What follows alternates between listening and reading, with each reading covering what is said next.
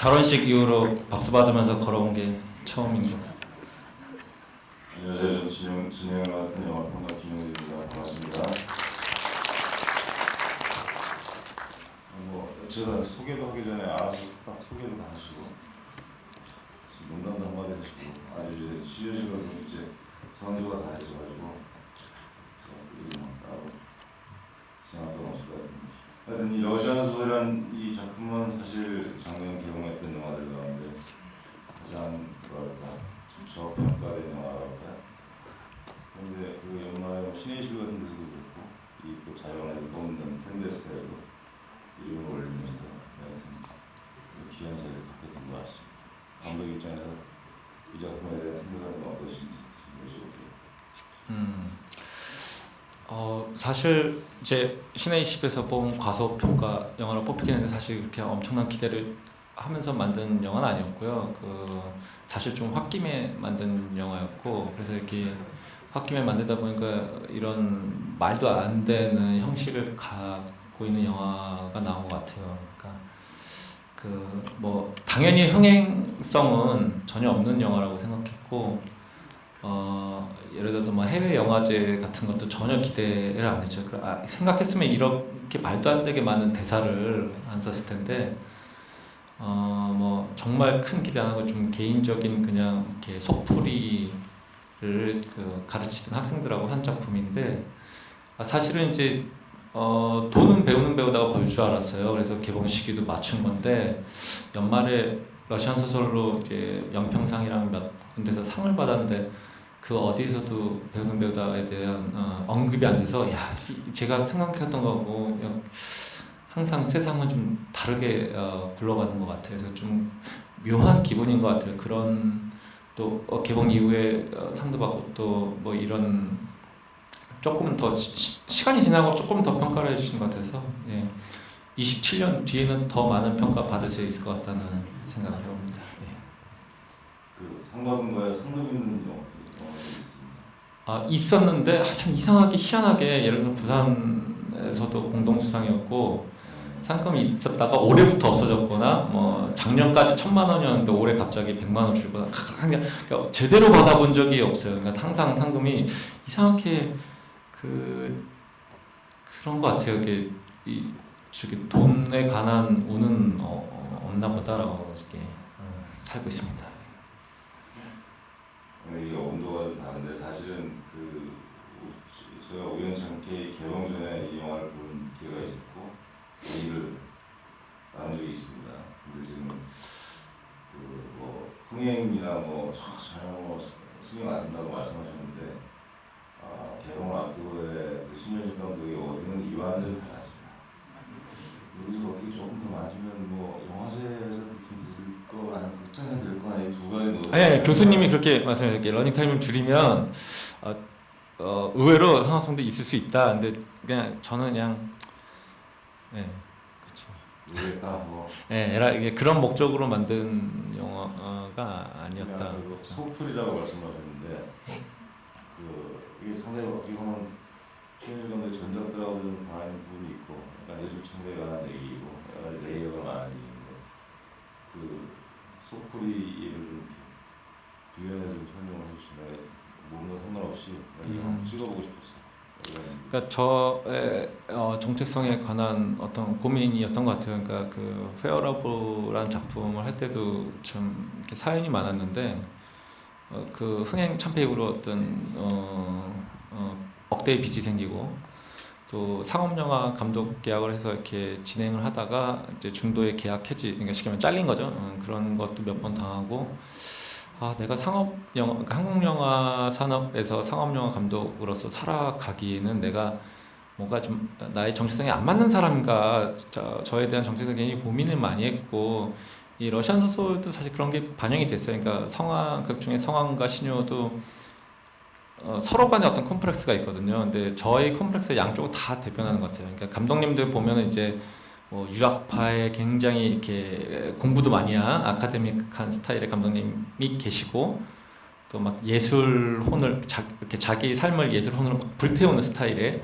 감독님이 계시다면 서로 간에 약간의 은연중에 어떤 그 컴플렉스를 느끼거든요. 자기가 없는 것에 대한. 근데 저는 제가 생각하기에 저는 양쪽 다 그런 스타일이 아니거든요. 그래서 그 고민, 난 참 애매한 사람이라 영화를 하는 게 이렇게 고되고 힘든 사람인가라는 그 고민을 사실 교수님하고도 나눴었죠. 사적으로는 그때 이제 김영준 교수님이 애매한 게 당신의 정체성일 수 있다. 그래서 아 그런가 보다 하고 이렇게 지금은 사실 그 부분에 대해서는 그냥 받아들이고 살고 있었던 거 있는데 저 작품을 만들 때마다 그 고민이 되게 심했었어요. 그래서 아 정말 영화를 그만둘 생각으로 만들면서 그동안 영화를 하면서 살아온 인생을 반추하면서 만든 작품이었고요.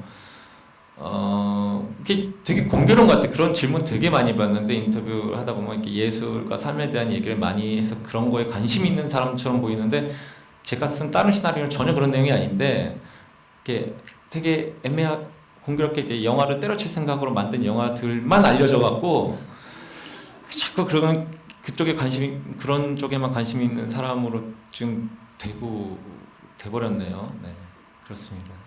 다른 작품만 안 그런데. 네. 이 아까 그 소설 나왔으면 조림이나 그리고 또 찍으셨어요? 촬영 마셨어요.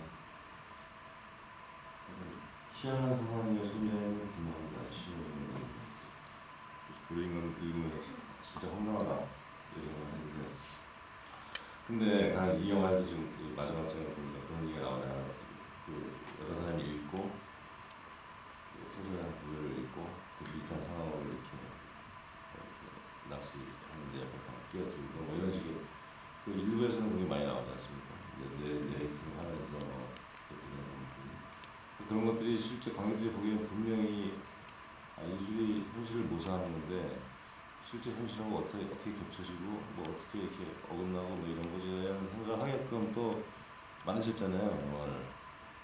네? 예. 러시아에서는 그리고 또 뭐 좋은 배우라는 영화 이렇게 많이 보시진 않았겠죠. 그 영화가 어떤 하나의 창작이 돼갈 때 이게 어떻게 애초에 교작과는 다른 방향으로 방사하고 뻗어갈 수 있는가라는 거에 대한 제기를 하는데 그런 부분에서 분명히 지대한 관심을 갖고 있는 어떤 측면이 있는 건 또 사실인 것 같아요. 신현식 감독이 지금까지 작품 봤을 때. 네. 그 순간에는 굉장히 관심을 많이 그 작품을 시나리오 쓰고 만든 시기에는 아 내가 왜 이렇게 그러니까 좋은 배우라는 작품도 제가 사실 연출부 막내로 20살 때부터 했거든요. 근데 20살 때부터 30살까지 연출부 막내는 그 당시 연출부 막내는 돈도 못 받고 하는 게 너무 당연했던 시절이에요. 그러니까 MS 도스 시절, 엑셀 없던 시절. 그 10년 동안 청소만 했어요. 10년 동안 모든 영화가 다 엎어졌고 연출부 막내만 하고 표작업만 하고 지금 연극영화과나 지금 연출부 애들한테 그 얘기하면 상상을 못해요. 그런 얘기를 하면. 그러니까 제가 영화 감독이 될 수 있는 상황이 아니었어요. 30살까지 20살부터 30살까지를 쉽게 말하면 여러분들 재수생활만 10년 했다고 생각하면은 좀 와닿을지 모르겠는데 그러고 보니까 내가 주변에 제 또래들은 다 이제 퍼스트까지 올라가니까 내가 영화를 할 사람이 아닌가 라는 고민이 됐던 시기였고 예술에 대한 내가 왜 인생을 나이 30까지 이렇게 보냈지라는 고민을 하는 게 반영될 시기에 좋은 배우라는 작품을 썼고 그 작품 때문에 사실 되게 공교롭게 31살부터 제가 상업영화 감독 계약을 하기 시작했어요. 그러니까 제가 30살까지는 감독이 될 수 있는 상황이 아니었거든요. 그러니까 인생이란 게 묘한 것 같아요. 저는 30살까지 절대로 대한민국에서 감독을 할 수 있는 위치나 상황이 아니었죠. 네. 근데 그쵸. 딱 삶이 제가 그런 고민을 하려고 하는 게 아니고 그런 고민을 하게끔 자꾸 이렇게 몰아붙였던 게 아닌가 싶고. 이 영화의 2부가 시작이 되면서 사실 이제 솔직하게 말씀드리면 스타일이 좀 달라가지고 이게 조금 인물감을 줄 수도 있는데 1부의 유장한 스타일하고 2부의 약간 드라마 보는 것 같은 일단 커터 분할 방식도 좀 그렇고 그걸 만드실 때는 전혀 이게 안 되잖아요. 아니 100% 의식하고 한 거고요. 사실 이 질문 많이 받는데 두 가지 버전의 답이 있는 것 같아요. 이게 온라인 상에 할 수 있는 답과 오프 더 레코드로 할 수 있는 답. 오프로 먼저 말씀드리면 후반은 좀 막 찍었어요. 영화를 원래 막 되게 열심히 찍는 스타일은 아닌데, 그러니까 왜냐면 시나리오 썼을 때도 시나리오를 썼을 때도 전반부를 다 썼을 때 제가 우리 와이프한테 다 썼다고 얘기했어요. 그러니까 후반부는 그냥 뭐 그냥 1도 아니다. 그래가지고 그러니까 전반부가 너무 이제 난제가 많았기 때문에 신경을 거기 다 썼고, 후반에 다시 찍을 때도 되게 그냥 좀 진짜 막 찍었죠. 원래 약간 막 찍는 스타일인데 좀 많이 막 찍은 부분도 있고, 그리고 이렇게 좀 바람직한 답을 드리자면 사실 100% 의도한 거고요. 제가 이 작품의 구조적인 특징은 어디서부터 어디까지가 누군가의 삶이 누군가의 창작의 대상이 될 수 있고, 누군가의 해석이 들어갔을 때 다른 의미를 갖고 있다는 걸 구조적으로 계속 갖고 있거든요. 그래서 이 후반부는 사실은 이 후반부가 의미하고 있는 거는 사실은 이 신효와 재해가 실제로는 죽었을 수도 있어요. 죽고 이 죽기 전에 남긴 소설의 내용일 수도 있는 구조를 가진 거고, 그래서 더 비현실적이고 더 스타일적으로 완전히 이질감을 주게 해서 이제 후반부를 찍으면서 막 찍으면서 이거는 일부러 스타일이 달라야 되니까 좀 러프해야 돼라고 스스로 이렇게 자기 논리를 하면서 찍은 부분도 있고, 농담입니다. 예. 좀 100% 의도한 거긴 해요. 그래서 전반부는 흑백으로 나오고 후반부 첫 장면은 무조건 총천연색이 이렇게 나오는 화면을 넣고, 이제부터는 전혀 다른 톤으로 다른 영화가 시작된다는 걸 애초에 드러내려는 목적을 가졌어요. 근데 그게 조금 지나쳤던, 너무 사실 시나리오 상에 있는 것보다 조금 더 쉬운 선택들을 많이 했거든요. 찍으면서 편리하게 찍을 수 있는 선택을 많이 했는데, 그때 조금 내가 힘을 좀 더 낼 걸 하면서 아쉬운 부분이 있어서, 개인적으로는 후반부를 27년 뒤에 이 똑같은 배우들 나이 먹으면은 다시 찍을까 또 생각을 하고 있어요. 이거는 농담처럼 여쭤보는데, 그 젊은 신효와 나이 든 신효의 모습이 너무 틀려가지고 삶의 부상을 좀 느끼게 하는 그런 측면도 없잖아요. 감독님은 어떻게 생각하세요? 아니 저왜 또 신효가 왜 저렇게 됐지? 사실 27년이 그렇게 긴 세월 아니냐고. 저희 뭐 이래서 정호성 선배나 이정재 선배 같은 배우분 보면 20년 전이나 지금이나 사실 큰 차이 없거든요. 물론 배우니까 그렇긴 한데 일부러 이질감을 주려고 한 것도 있고, 사실 이 작품은 캐스팅을 정해놓고 시나리오를 쓴 거예요. 그러니까 사실은 이 러시안 소설이라는 작품을 구상한 거는 다른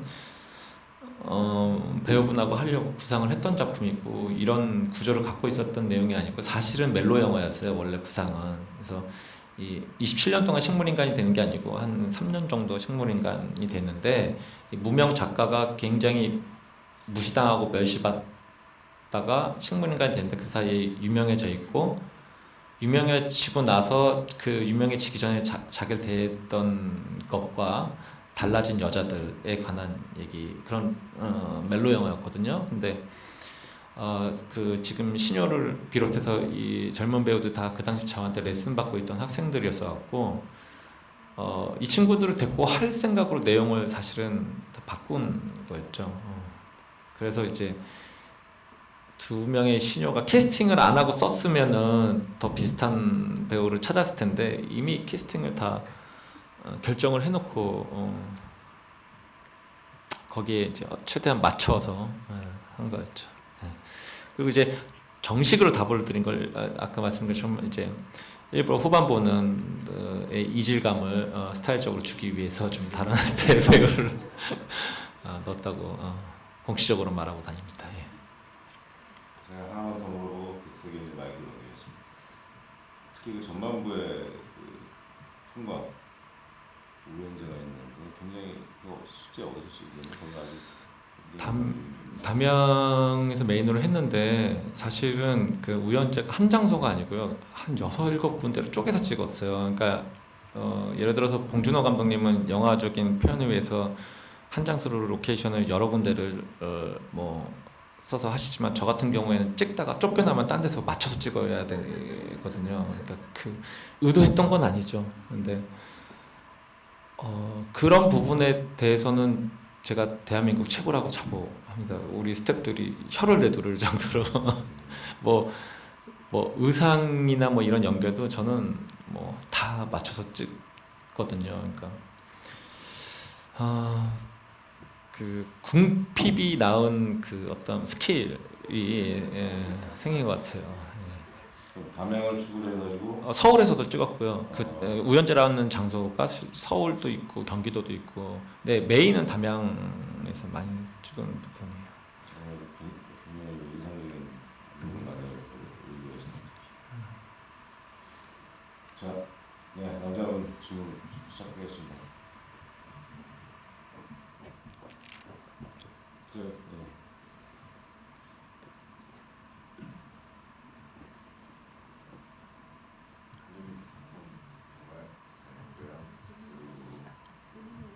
대사 중에도 나온 것처럼 기적은 딱 알맞을 때 오는 거고요.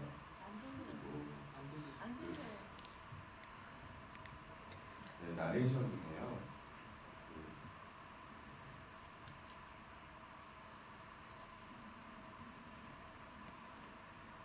까먹었습니다. 그럼 질문 뭐를 드릴게요. 보면 작품 구성 자체가 보면 소설 안에 소설, 영화 안에 영화, 작품 안에 작품으로 어떤 구성이나 이런 부분은 어떻게 그걸 만드는 생각을 하셨는지. 이것도 모범 답안과 B 답안 중에 말씀드리자면, 이 당시에 이제 제가 정말 영화를 그만둘 생각을 하니까 영화를 하면서 살아온 7, 8년의 세월에 대한 반추를 하게 됐어요. 그러니까 내 인생이 뭐였지? 내 인생이 어디로 간 거지? 그러니까 사실 이 창작을 하는 사람들은 뭐 소설가나 감독이나 다 마찬가지예요. 그러니까 뭐 사적으로도 제가 뭐 교수님하고 사적인 어떤 그 어려운 얘기를 막 나누다가도 이 감독들은 무슨 생각하냐면 저 이야기가 얘기가 될까? 이런 생각들을 약간 직업병처럼 하거든요. 작가들도 마찬가지고.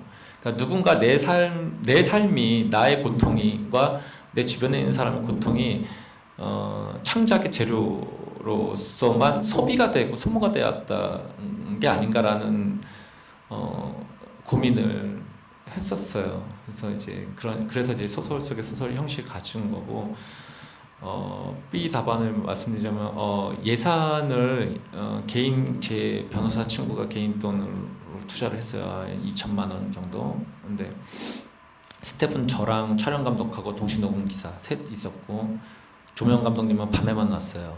근데 극단적으로 설정을 한 거예요. 최악의 상황에서 내가 할 수 있는 최선의 영화는 무엇일까라는 걸 설정을 한번 해봤는데, 그래서 이런 형식을 가진 거예요. 사실은 우리 동시 기사님이 안 계시지만 동시 녹음 팀도 빼고 해볼까? 또 생각한 거예요. 무슨 얘기냐면은 옛날 소설의 사파처럼 그림 있고 소설이 있어서 나레이션이 들어가서면은 이 싱크랑 이걸 안 맞춰도 되거든요.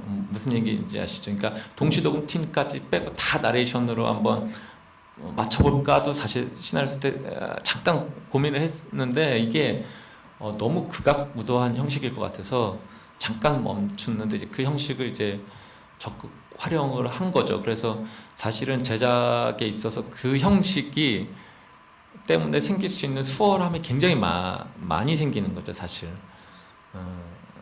그러니까 이것도 궁핍이 낳은 형식인 것 같아요. 네. 기억났어요. 그 대사 중에요. 그 예술은 요만큼 비즈니스는 가라고 했던 부분이 제가 한 대사죠. 예. 네. 그 대사가 정말 마음이 되게 아련해요. 지금 우리나라의 그 영화 현실을 보면서 그런 부분이 생각이 많아요. 근데 저는 개인적으로는 이 출판사 사장 같이 얘기해 주는 사람이 차라리 솔직하고 좋은 것 같아요. 그게 아닌 척하는 사람들이 사실 더 나쁜 것 같아요. 자본주의 사회에서 자본주의를 토대로 갖고 논의를 하다가 분리하면 다른 그 개념을 내미는 경우가 많아서 차라리 이런 사람들이 솔직하다는 생각이 들긴 해요. 이게 신현식 감독의 장점이에요. 작년 말에 한 번 말했는데 오늘 배우가 많이 쫄딱 망하고 본인 표현대로 쫄딱 망하고 딴 얘기를 하나 말했는데 왜 이렇게 저랑 밝고 명랑하지? 와 쫄딱 망했는데? 그래서 이 해맑게 계속 얘기하는 앞으로의 보상을 얘기하는 걸 보면서 대단한 캐릭터다 이렇게 생각한 적이 있습니다. 뒤쪽에 한번 받아볼게요. 뒤쪽에 없으면 저쪽에서 한번 받아볼게요. 여러분 네네네.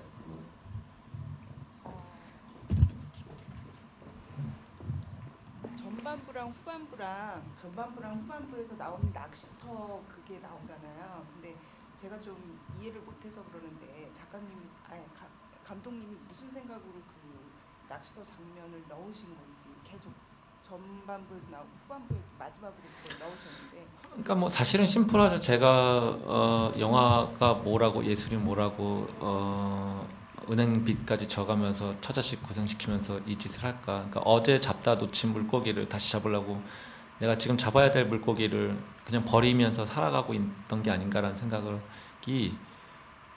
한 거죠. 근데 사실은 그 대사 첫 장면의 나레이션의 그 대사를 이렇게 시나리오를 쓰기 직전까지 생각했던 대사가 아니에요. 그러니까 시나리오를 이거 이제 시나리오 써야지 하고 앉아서 쓸 때 생각나서 쓴 대사예요. 미리 생각했던 대사는 아니고. 그게 이렇게 본능적으로 저희 처지가 이렇게 나왔나 봐요. 네 여자분 저도 이거 오늘 두 번째 보는데요. 아까 입장하실 때 의상 똑같이 입고 나오셔서 깜짝 놀랐습니다. 제 인터넷에 제 사진 보면 거의 공식 행사용 옷이 정해져 있어요. 이 제일 좋은 옷이에요, 제가. 맞춰서 입고 나오신 거 같아서 깜짝 놀랐어요. 농담이고요. 처음에 볼 때는 굉장히 난해했어요. 정말 러시안 소설같이 등장인물이 한국 이름임에도 불구하고 너무나 많고 인물 구조도가. 근데 오늘 다시 보니까 이 영화를 정말 조금 더 줄여서 러닝타임을 한 90분 정도로 해서 똑같이 말씀하셨어요. 베를린 영화제 내나도 아마 특별상 정도는 받을 수 있을 것 같은 훌륭한 주상인 것 같아요. 제가 의문이 드는 거는 아까 그 3년으로 하려다가 27년으로 가셨다는데 굳이 그렇게 안 해도 한 15년 정도? 우리가 보통 몇 년 후 할 때는 10년, 20년 이렇게 가는데 굳이 27년으로 하시는 게 참 궁금했어요. 25년도 아니고 30년도 아니고 그게 하나 좀 여쭤보고 싶었고 그리고 그 다시 태어났을 때 그 구조, 파주에 있는 출판사 거기에 나왔을 때 그 감독님 자체도 왜 형님이라고 부르는 거 하며 좀 인물들의 조금 그게 좀 난해한 부분이 있었거든요. 그분 중에 한 분이 그 감독님 등장인물인데 뭐 그런 어떤 정리식 캐릭터 뭐 이런 거 좀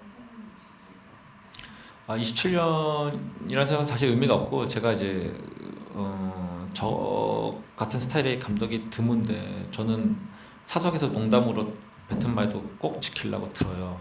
무슨 말씀이냐면은 후반에 시녀로 나오는 김인수 선배란 분이 이제 페어러브의 저희 전작에 나왔던 배우분인데 언젠가는 주인공을 제 작품에 꼭 하고 싶다고 해서 농담으로 그러세요라고 했는데 저는 그거를 이렇게 지키려고 들어요. 여담이지만 조류인간의 주인공은 지금 그 러시안 소설의 김정석 작가로 나온 김정석 배우분이 주인공으로 나오거든요. 저는 그런 얘기를 농담으로 안 해요. 그래서 이분을 주인공으로 그냥 이미 정해버린 거예요. 그래서 신용하고 나이 차이를 그냥 넣은 거고요. 네. 두 번째 질문은 사실은 시나리오에서 빠진 내용이 조금 있는데요. 그러니까 원래 그 젊은 시녀가 고향으로 내려갔을 때 큰아버지 만났을 때 그러니까 저의 아역도 원래는 있었어요. 그러니까 조카가 아니고 이제 사촌인데 애기, 나이 차이가 많이 나는 사촌 애기가 있고 그런 얘기가 사실은 있었는데 빠져서 좀 그런 관계가 혼란스러우셨을 것 같아요.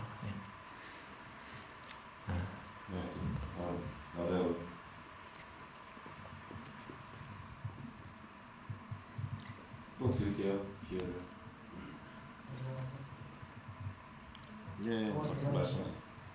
제가 궁금한 건그 일부 쪽에서 이제 색이 조금씩 아주 조금씩 빠지다가 뒤에 뒷부분에 아예 확 빠지는데 그런 비디오를 준 게 좀 궁금하고요. 그리고 또 초반에 막 성환이랑 신유랑 싸우는 부분에서 카메라가 되게 좀 심하게 흔들리는데 그건 이렇게 뭐 의도를 하신 건지 그건 되게 궁금하고 마지막으로 조류인간은 처음부터 러시아부터 나올 때부터 따로 영화로 하려고 생각을 하고 있는지 그거를 아신 분들은 그냥 예민한 분들이신데 원래는 이제 전반부를 흑백으로 가고 후반부를 칼라로 가기로 정해진 건데 사실은 색이 너무 좋은 데들이 많았어요. 담양도 그렇고 대나무도 그렇고. 그래서 약간 이게 좀 아까운데 어쩔까지 이제 촬영 감독하고 고민하다가 그러면 우리가 색을 점차 조금씩 빼서 그러니까 나중에 이제 이 후반부의 이질감을 주려면은 흑백하고 컬러가 붙어야 되는 건 맞는데 이게 그냥 생으로 흑백으로 가기엔 좀 아까우니까 톤 조정을 좀 해서 색을 조금씩 탈색시키자고 얘기를 했어요. 그래서 좀 색 보정할 때 고생을 좀 했죠. 그리고 그 마지막 싸우는 장면 같은 경우에는 일부러 의도한 것도 있고 사실 되게 웃기는 상황인데 그 장면을 하루에 다 찍었어요. 그 카페에서 일어났는데 그날이 마지막 촬영을 했고 그날 바로 쫑파티를 했어요. 그래서 그 카메라 앵글에 보이진 않지만 그 장소에 한 40명, 50명이 때로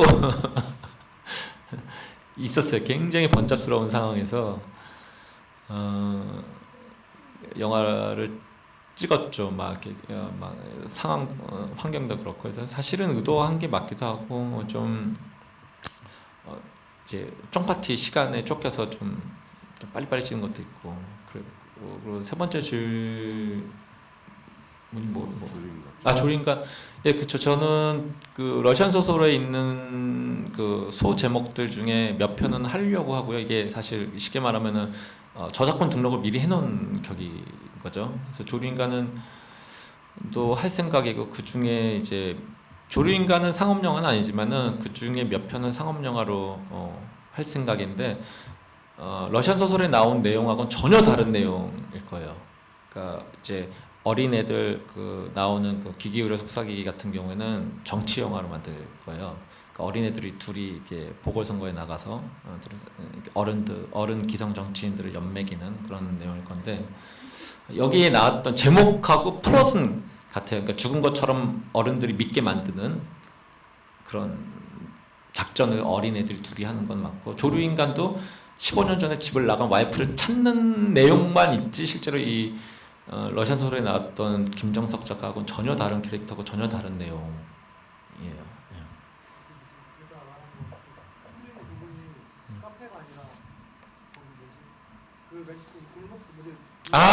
골목에서요. 예, 의도 100% 의도한 거예요. 100% 의도예요. 예. 남자가 머리 받아오고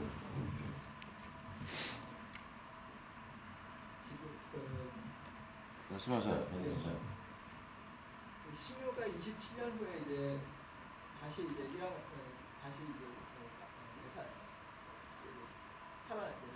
다시 이제 깨어나서 지금 그 자기 아프기 전에 이제 잠자기 전에 책이 아무것도 아닌 상태에서 지금 책이 출간되는데 깨어나고서 지금 자기 이제 조카 사촌 얘기만 듣고 계속 그 강연 다니고 아무런 그 자기 책 같은 거 나와서 그걸 다 읽어보고서 이제 활동을 했을 텐데 그런 게 의도된 건지 궁금하거든요. 감독님 대부분 창작가들이 대중한테 알려지고 나서 그게 제대로 알려졌는지 그걸 확인을 안 하는 건지 아니면 그렇게 감독님이 의도하신 건지. 의도한 것도 사실은 있고요. 그리고 그 부분에 대해서는 아까 의외로 그런 분들이 많더라고요. 저도 다른 리뷰에서 봤는데 어떻게 27년 깨어나서 자기 작품 그렇게 늦게 찾아보냐 막 얘기를 하시는데 전 그렇거든요, 사실. 예, 저는 전혀 그런 게 없어요. 그러니까 시나리오도 초보가 다예요. 그러니까 시나리오 쓰고 제가 안 봐요. 제 시나리오도 안 보고 제 영화 나오고 나서도 사실 리뷰도 잘 안 보고.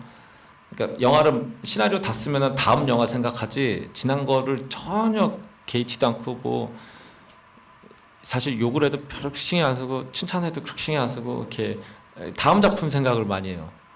저는. 그러니까 지나간 작품에 대해서는 사실 전혀 그런 생각이 거의 없고 영화도 잘 안 보고 제 영화도 아마 제 성격이 반영된 것 같아요. 어떻게 사람이 그럴 수 있냐 그러는데 저는 더 심하거든요. 극 중에 신효보다 아예 상관을 안 하거든요. 예. 그게 되게 이상한가 봐요. 저는 거기에 대해서 이상하다고 의심을 해본 적이 없는데 많은 분들이 이상하다고 생각하시더라고요. 네, 한국인한테 바로 남자는. 네.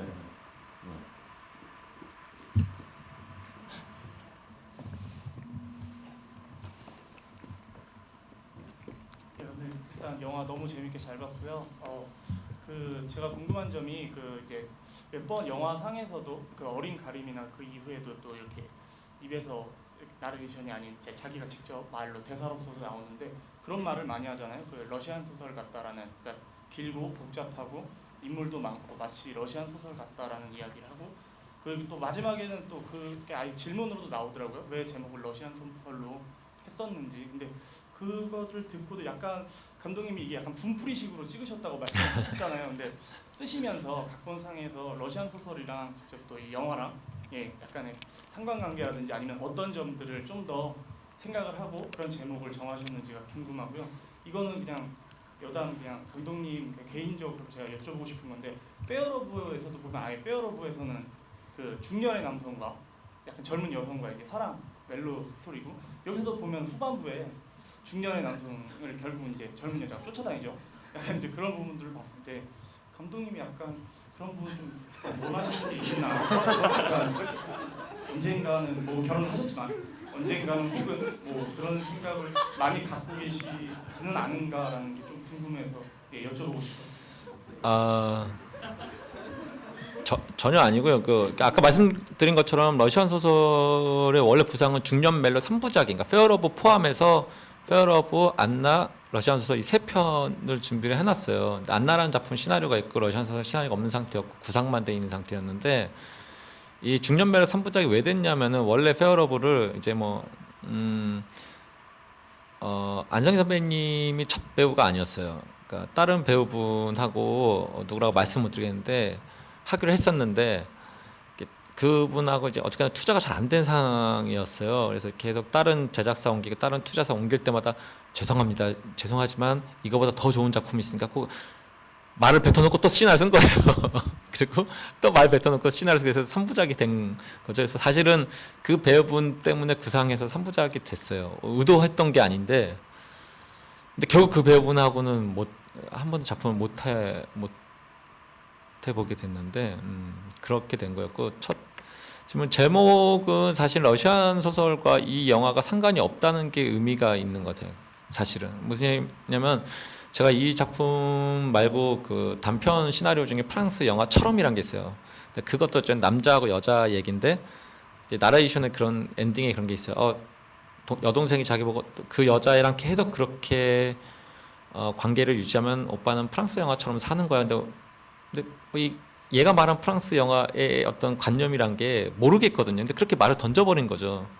근데 그게 우리 삶이란 게 결국에 우리 관념이란 게 우리가 많은 것을 공유한 어떤 공유된 관념을 갖고 살아가는 것 같지만 실제로는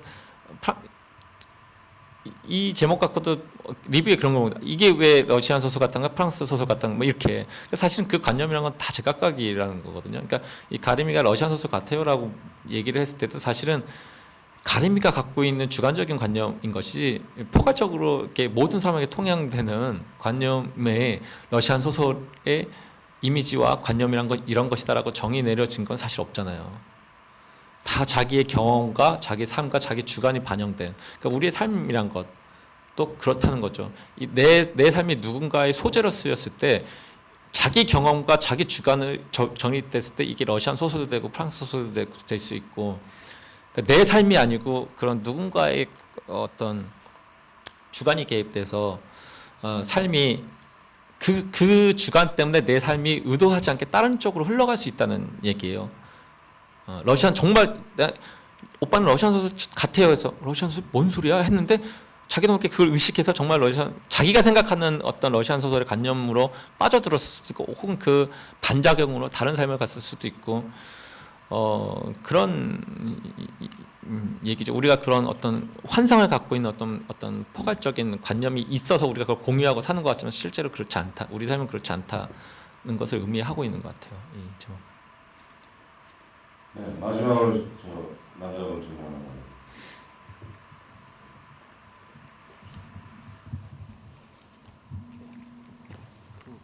주목받는 영화에 주목받는 영화에 선택 받으셔가지고 축하드리고요. 그리고 영화 볼 수 있어 감사했고요. 예. 그 영화 보면은 전작의 페어러브에 나왔던 네. 배우라든지 대사 같은 것도 겹치는 부분이 있는데 그런 것도 좀 흥미로웠고요.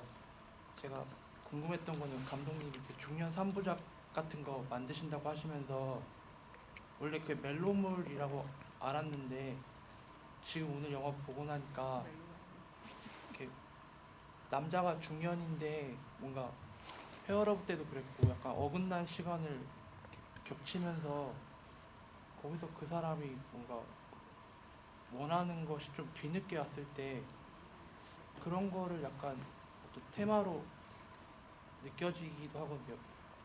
약간 느낌이 그 감독님이 그 영화 감독 하시는 것도 정확히 얘기하신 것 같아요. 예. 오래되셨다고 하니까 어떤 면에서 뭐지 관객들이 많이 보진 않았지만은 항상 영화들이 항상 이렇게 비평적으로는 좀 이렇게 주목을 받으시니까요. 느낌이 약간 슬로우 스타터 같은 느낌인데 그게 의도하지 않더라도 영화에서 약간 느껴지는 것 같아요. 결국 그게 약간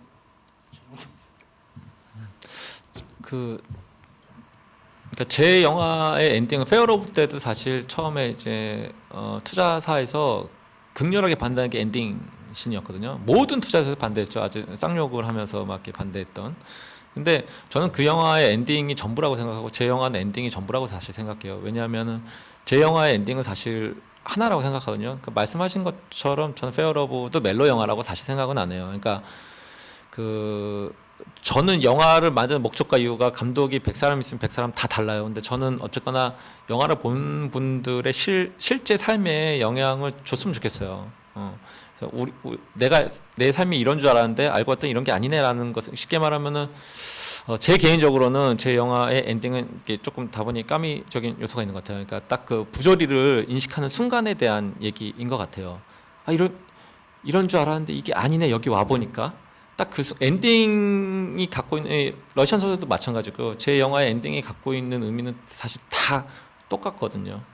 그러니까 그 순간만 아 그럴 수 있구나 정신 차려보니 이 부조리를 인식하는 그 순간만 각자의 삶에서 관객분들이 느껴졌으면 하는 그런 소망으로 영화를 만들고 있거든요. 그래서 정확하게 얘기를 하신 거고요. 배우들은 좀 제가 이제 배우는 배우다 끝나고도 이제 엠블랙 이중군이나 뭐 가르치는 학생들 다른 감독님들 많이 소개를 시켜주는데 뭐 준이는 되게 다른 감독님 작품 많이 해서 잘 된 것 같은데 제발 잘 나가는 감독님들 작품 해서 잘 됐으면 좋겠어요. 근데 우리 스태프들도 그렇고 저하고만 하면 안 좋은데 일들이 없어요. 좀 되게 잘 팔리는 배우들이 됐으면 좋겠는데 그러길 되게 소망하고 좀 배우로서 좀 이렇게 토대가 되는 계기가 되는 작품들을 했으면 좋겠는데 쉽지 않고 제 개인적으로는 지금 이런 저예산 영화는 사실 그런 목적으로 하는 거예요. 배우들이 배우로서 좀 재정립이 될 수 있는 계기를 줄 수 있는 그런 작품. 상업 영화는 힘들거든요. 어쨌거나 자본이 요구를 하는 어떤 일정한 롤들이 있기 때문에. 그래서 좀 재미로 할 수 있고 배우들이 다시 본인의 이미지를 재정립할 수 있는 그런 작품들을 좀 꾸준히 할 생각입니다. 네, 오늘 즐거우셨습니까? 네. 이 신현식 감독님은 헤어로 때부터 터질 것 같다라서 안 터지는, 터질 것 같아요, 그죠? 작년에 영평상 시상식 때 진짜 웃겼던 게 시상 소감으로 배우는 배우다의 흥행 참패로 반성 많이 했다 얘기하니까 사회보다 안성희 선배님이 제가 내려고 나서 신 감독은 배우다만 망한 게 아니고 여태까지 된 게 없어요. 제발 흥행 좀 했으면 좋겠어요. 라고 좀 그때가 다 하고 있는 거죠. 서서히 느껴져요. 옆에 있으니까.